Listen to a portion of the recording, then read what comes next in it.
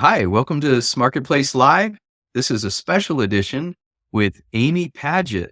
Amy, welcome. Hi, Keith. Thanks so much for having me. It's my pleasure. So, we have met here in Colorado, and I find your insights fascinating. And what really interested me was what I do for building a funnel and using thought leadership and executive visibility through podcasting also relate in a sales and marketing context. We've been talking about how that also impacts the recruiting and retention. And so we want to get to know a little bit about you and what you're doing and share your secret sauce with our listeners. Wonderful. So why don't you start out with just an introduction of yourself? Tell us a little bit about your background, how you got where you are and what you do. Yeah. So I have been the head of HR, mid-sized companies, 250 to 450 employee base for the last 12 years. And I was in construction and property management. And in my last role, the decision was made to outsource. And so I reduced the company by 90%. Went from 350 people to 38 people, and I eliminated my own position in the process. So I trying to figure out what my next thing is, what my next move is. And I come from an entrepreneurial family. So I felt like, gosh, if I'm going to go out on my own and really, really provide something that I think is of value and is something that's really unique, now is going to be the time. And so I truly ran 100 miles an hour in that direction. So I went out on my own in August of 2023, and I am having an absolute blast just navigating being a solopreneur and talking to people, talking to businesses, and just understanding what it's like out there. So right now I launched HR Insight Consulting, and with the idea that in the mid-market space, there's an incredible need to improve the talent attraction and recruiting and retention experience in that space,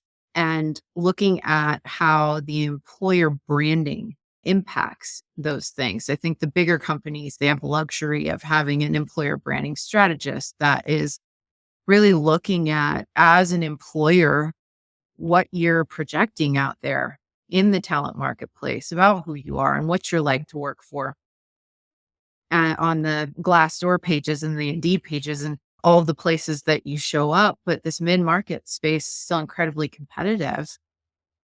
But HR is focused on the internal shenanigans of whatever the employee came up with that day. And marketing is focused on external, getting more customers.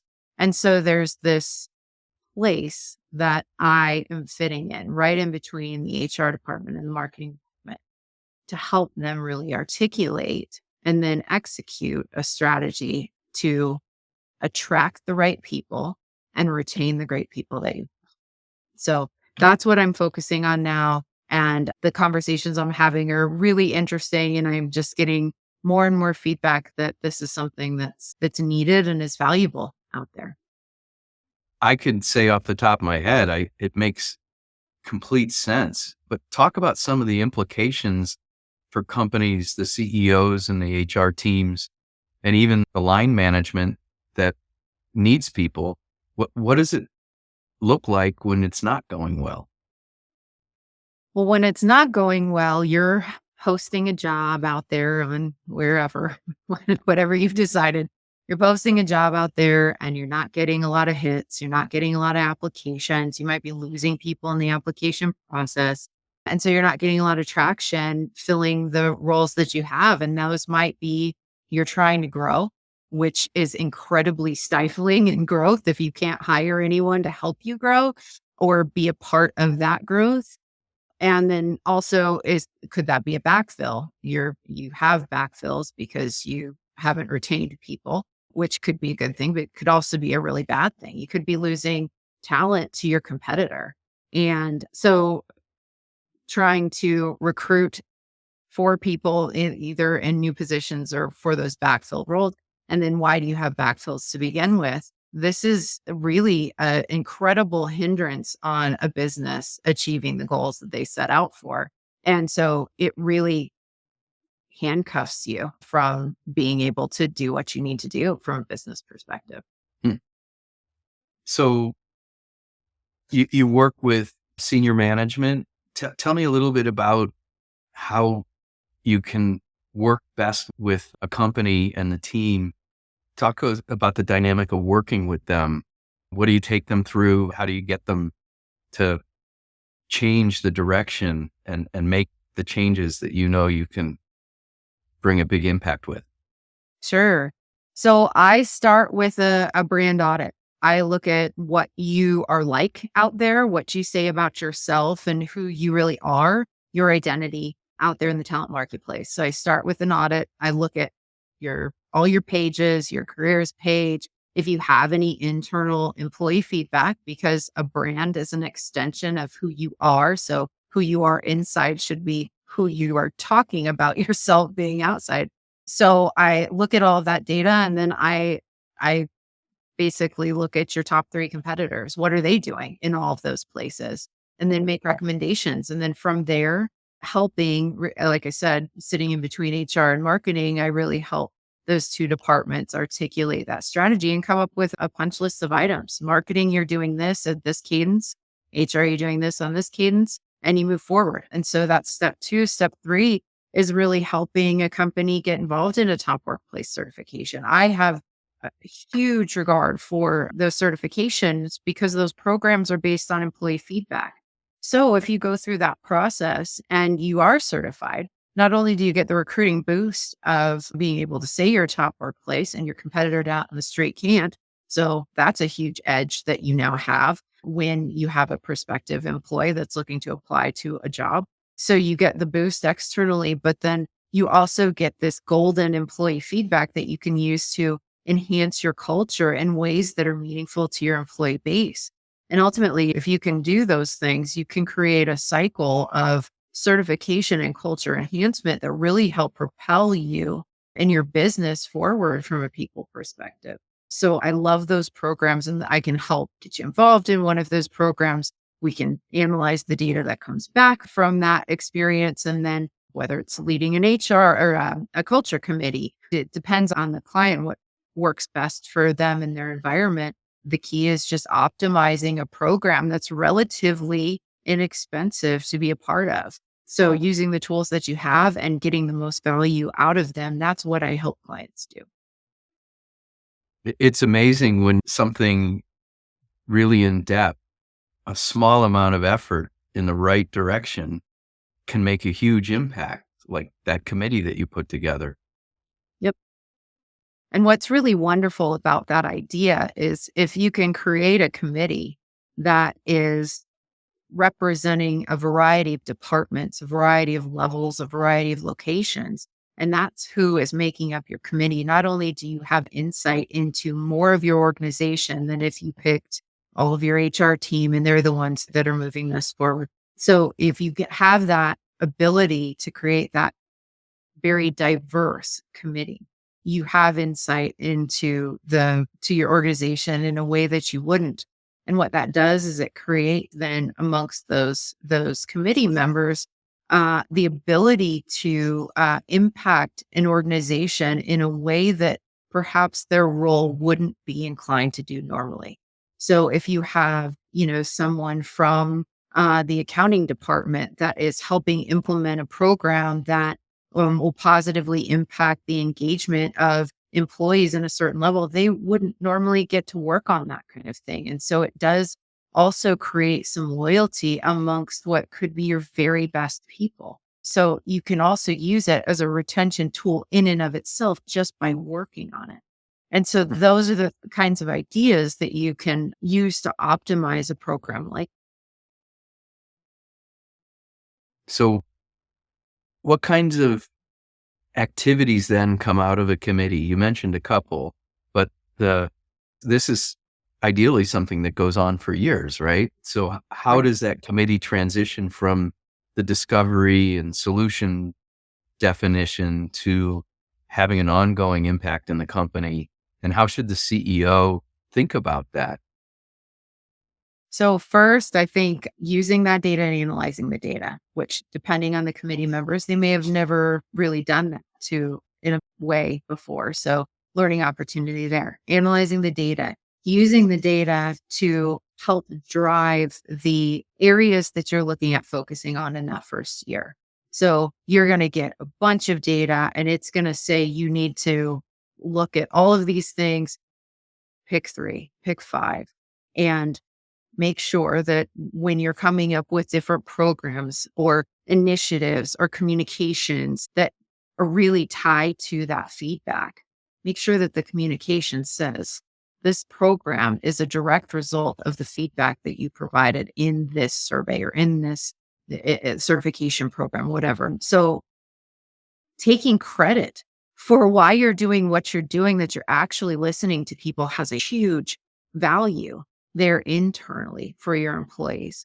And so using that to help drive some of those initiatives can really help you impact culture in meaningful ways. This could be anything from you're offering a different kind of leave to help support a different employee base that doesn't have access to that.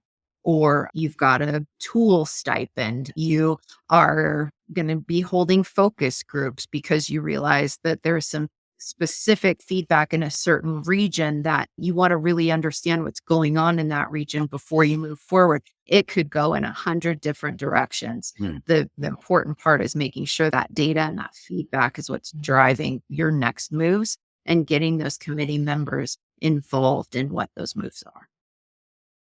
Now, as a marketing uh, resource myself, I'm listening to what you're saying and I'm thinking this would also be a really interesting way to analyze yourself versus the competition. How does that kind of benchmarking and with best practice companies or against your competition, how does that play into what you do? So it is important when you do that brand audit that you're seeing how your competition is talking about themselves. And it's amazing to me how many companies are doing these really great things and they're not talking to any. This could be the edge. This could be the reason that someone applies to you instead of your competitor.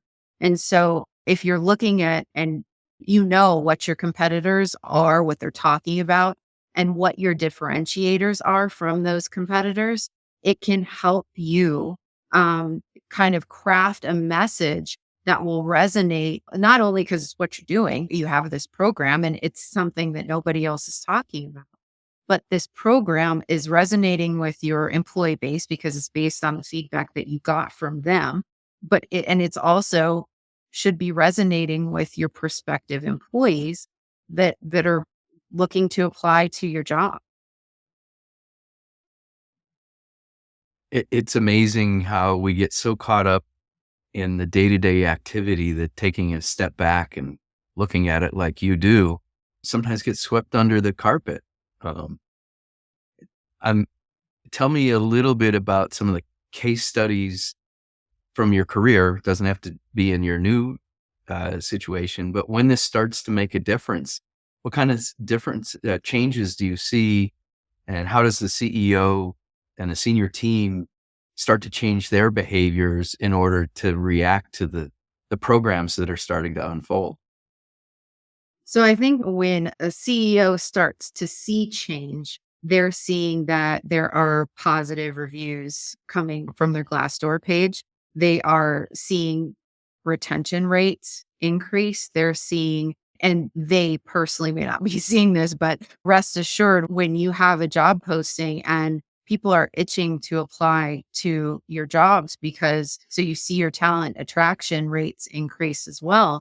You're it's making your recruiting team it's a whole lot easier to recruit when you have people knocking down your door to try to work for you. You're getting those awards and that recognition out there from these different programs. One of the situations that we had at a former company of mine, we did it was a tool stipend and it included work boots. And we learned through the feedback that when people have to bring their own tools and something breaks, there was really no mechanism to allow them to replenish that, which is necessary for their job, but they're also using it because it's their personal tools. And it's something like that is for that role where we did have higher turnover. When we announced that this program was coming, the feedback was overwhelmingly positive. And it was something that was simple to do. It was a simple process we put into place and we launched it.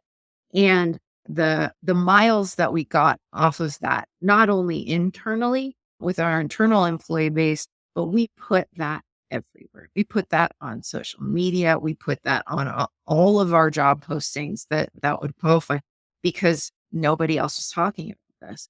And it's something, it's amazing how simple the thing is that could make such a big difference in the life of the person that it's impacting. That's fascinating, and I'm thinking about it marketing as well. We think in terms of ROI. Just in terms of scale, a program like that has a cost, but talk about that cost relative to what it costs to replace an employee. Like, Yeah. what's the difference and what kind of um, value transfer do we create by putting these kinds of programs in place? The cost versus what you get back. Yeah. So standard is you 1 to 2 times salary. It's just right out of the gate. 1 to 2 times salary is how much it costs to backfill someone that you've lost. And it's almost like what I would call regrettable turnover, the turnover of someone that was so talented, that was so important. That number is almost, you can't even quantify it because you have those exits that are extremely painful. And if they're leaving for a competitor, it just hurts that much more. so, Oh, so 1 to 2 times salary. So let's say you're paying somebody $50,000 for that role. Guaranteed that program is a fraction of that. And that's an easy number. It's not taking into account the hours that somebody's spending trying to fill the role. And you've got the hard costs of how much the job postings cost, but like the lost productivity on the team, the decrease in morale because this person that was so critical left, that you is really hard to quantify. But 1 to 2 times salary is an easy way to say, is it really worth 1 to 2 times this person's salary when you're talking about a program that costs a fifth of that, if that, for the entire employee base that is eligible to be part of it? so I have an employee, I have a tool stipend that is a few $100s maybe in a year, and I want to keep that employee for 10 years. I've spent $2,000 or $3,000 to save $100,000. Yeah. It seems like such a no-brainer decision, and yet we sit and over analyze, make it so much harder. We've really got to understand what our employee base needs, and not only what our employee base needs today, but what our future employee base needs. I mean, this up and coming workforce is the future of your business. And if you're not offering what they're looking for, within reason, of course, but if you're not offering what they're looking for, they will happily go work for someone else that does, that offers what they're looking for. And if they applied and got the job with you, they'll also happily leave for another employer that is offering what they're looking for. And because we all have choices, right? I think we forget that sometimes. We all have choices. A person doesn't have to work for you.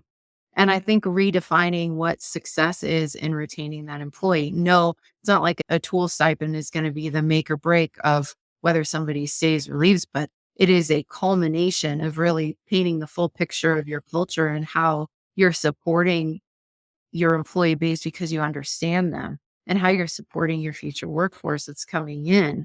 They're going to have an impression of you. And the idea that they're going to work for you for 30 years is just, it's just It's just not going to happen. So let's redefine what success means in keeping people, because that looks very different today than it did 20 years ago. It's so fascinating over the last few years. Let's wrap up with the impact of remote, hybrid, and push to get people to come back to the office. How does the workforce, in your experience, value a more liberal policy? Do you see the efforts of getting people to come back running into resistance? Like what's going on in that? I think that'd be fascinating to share with people from a Yeah. management. So flexibility is king. Hybrid, remote, doesn't matter. Flexibility is king. And the beautiful thing, as I mentioned, is we all have choices. You have a choice to run your company and have everybody come in 5 days a week from 8 to 5, Monday through Friday, and overtime expected, and all of those things, all those ideas that we know from what should be the past. In my personal opinion, but you can choose that, but then also employees have a choice about whether that's for them or not. And the people that are choosing to leave you, it's not the amount of anger that this invokes. I don't understand, because they can choose to work for you, or they can choose to work for someone else who's offering them the flexibility.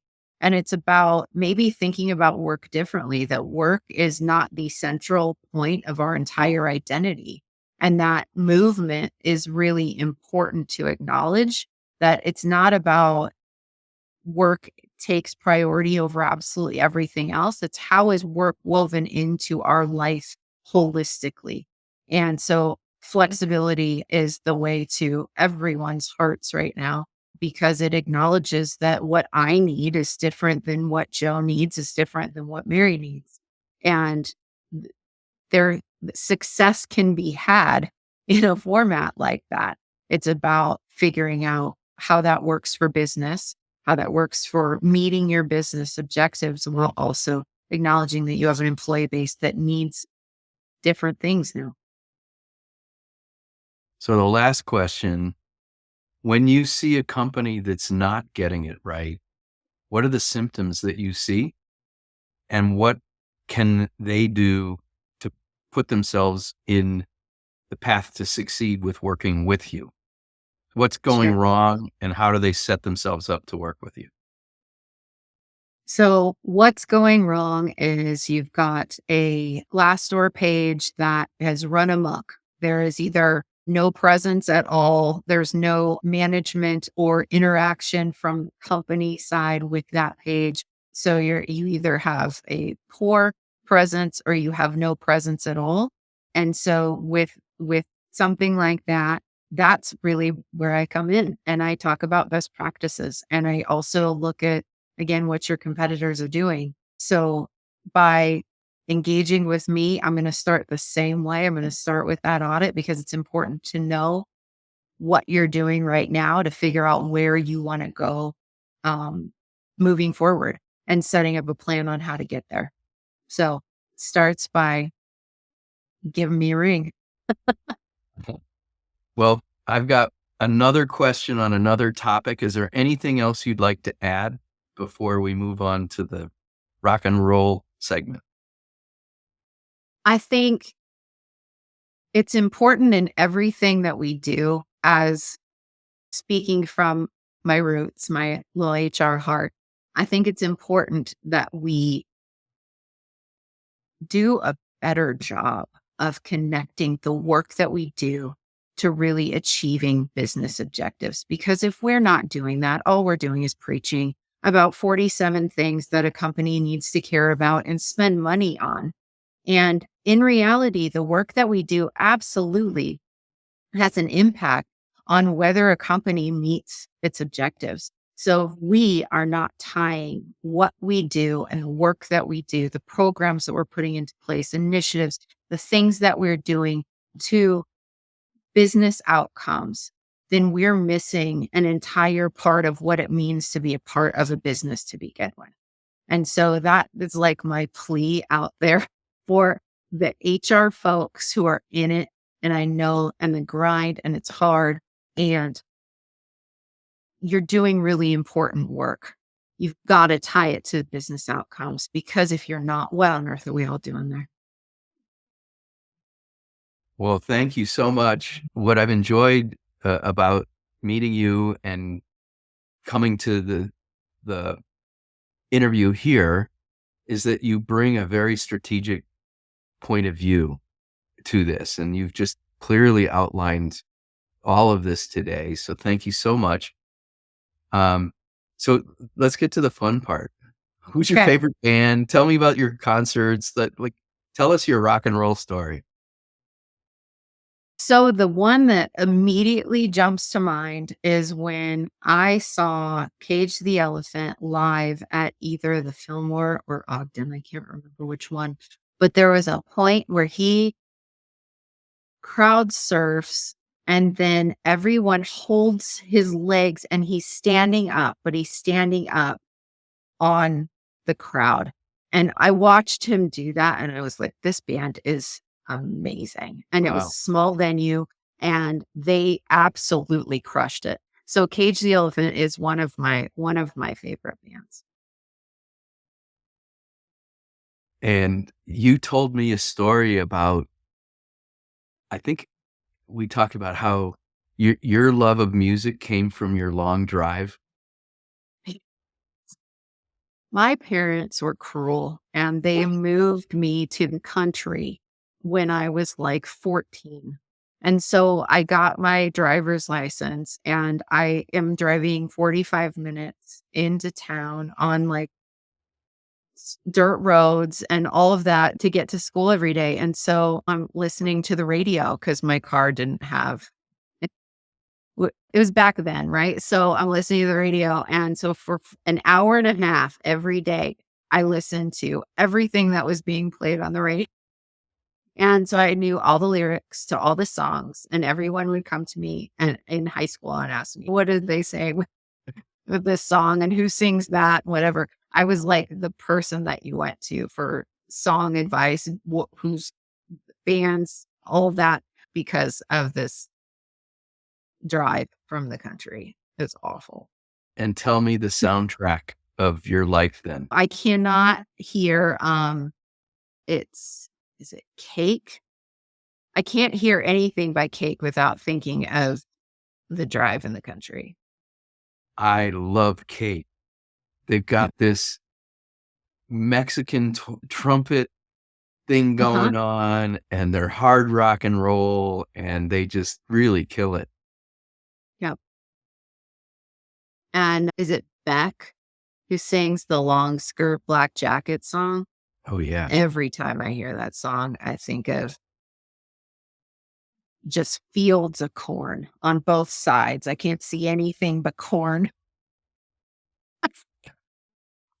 That was such a cool time in music too, because Apple was moving into the music business, right? So both of those bands remind Mhm. me of the iPod. The iPod. Yep. All the versions of the iPod and all the colors. Yeah. Yeah. I have in a drawer an iPod that's the U2 iPod, and it has all the band members' signatures on the back. It was printed on. It wasn't a real signature, but Cool. yeah, that was a lot of fun. And I was having kids then and getting them their iPods, and it was a lot of fun. But that music takes me back to that time. Yeah. So, Yeah. well, this has been terrific. And thank you so much. And I look forward to sharing this with you. And we have something we call the podcast ecosystem. And it's not about how many people are listening to the recording of the podcast, it's how you target the sharing of that content afterwards. So we cut it up into pieces. We have a plan, a marketing plan, and a distribution plan for your content. And I look forward to sharing a few pieces with you and then getting your thoughts on my new project. This is my new project for 2024. And I really want to grow my business. And I just thought you were the perfect content for this. I love this concept that you've come up with because I think it has value to really every single audience that you would have as you exist in business.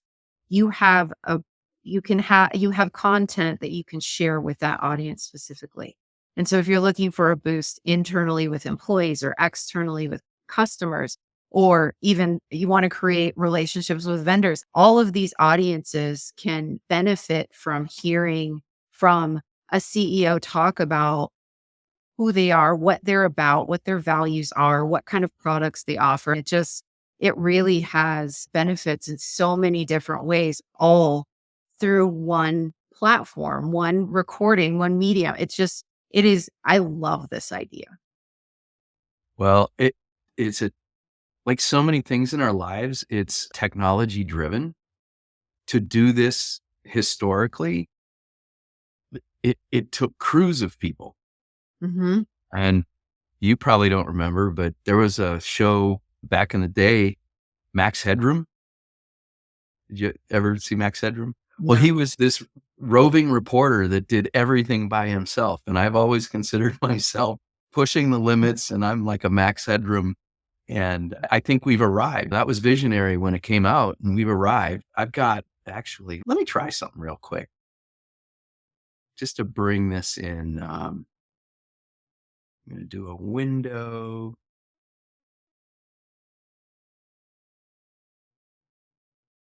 It's not going to do it. So let's just do entire screen. We'll share it. Have you ever heard of Descript? No. So this is what we do after this. So I shared with you that clip from Julie Livingston. Hmm. So let's go at the end of this. I push a button, and the recording platform that we're talking on pushes it over to Descript automatically. And then I end up with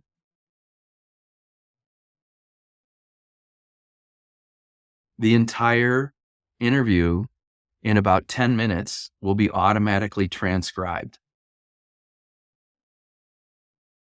That's And nuts. it's totally nuts. And then I can say, hey, AI, give me a summary of this. And it goes through the transcript,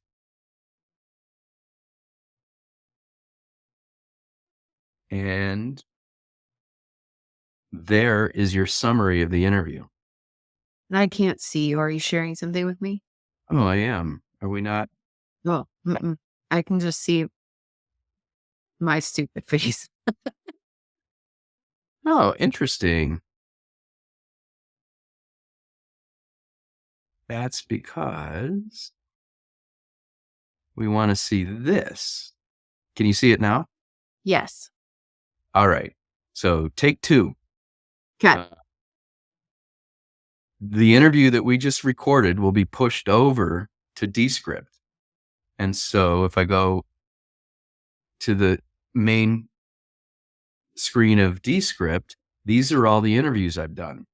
And when I open up Julie's interview,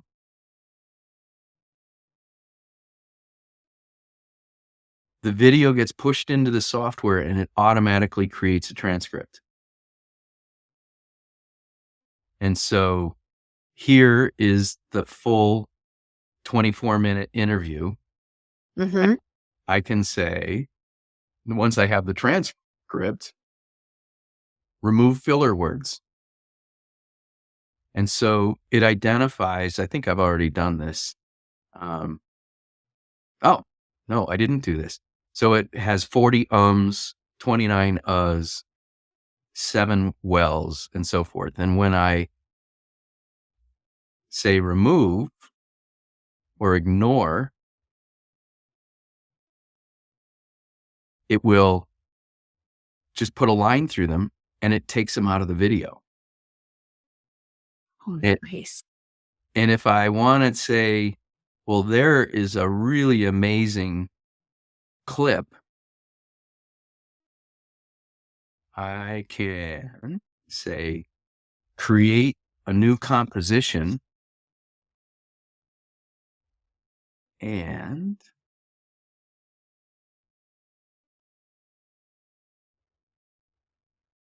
Now, right here is that new composition with just that. By copying and pasting, I've made a new video. And then you can use it, share it wherever you want and to whomever you want. Exactly. In that short clip, like the one I shared with you earlier. Right. And it has Ask AI. I won't do these, but I can edit it for clarity and it'll clean up the transcript and Hmm. edit video automatically. To match the transcript that I edit. Correct. And Wow. if I have gaps, I can remove silent spaces. I can write a summary. I can write a YouTube description. So let's write a YouTube description. Now, it's probably 80% there, but it gives a title. It tells me what the script was about. And then if I had done it on the full, I just did it on this little clip. So if I had done it on the full one, it would say at minute 124, Amy talked about this. At minute 222, Amy talked about that. And that becomes part of the YouTube. So our ability to process the video data has grown exponentially over Hmm. the last, that makes what we're doing cost effective. So an HR executive could do this once a month and get a month's worth of Super content. accessible. It's super accessible. And Yeah. what I want to do is find, like you are with becoming a HR consultant to get you listed on the best companies to work for. I want to use this methodology to help executives get their word out to support initiatives like that. And because they Yeah. see it for an hour or two of my time, I've got a month's worth of content. Right. That can be used in a variety of ways to a variety of audiences. And that's the Correct. part that I just keep going back to when I think about like full scope of the value of something like this is for the 1 to 2 hours, you are recording content for all of the departments that would use content. Correct. And we can teach you to do it yourself internally, right? So what if you had your marketing department had Restream and Descript and we do a workshop and we get 2 or 3 executives on board and now they can do it internally. Now you may decide to retain me to help write questions or to be a producer.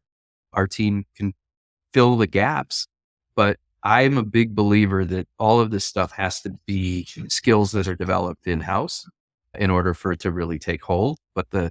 like being a best company to work for, when you do it, the impact is huge. Right, right. I think it's so cool what you're doing. Well, I'm thrilled to be able to share it with you. And thanks for being one of my guinea pigs. Thank you.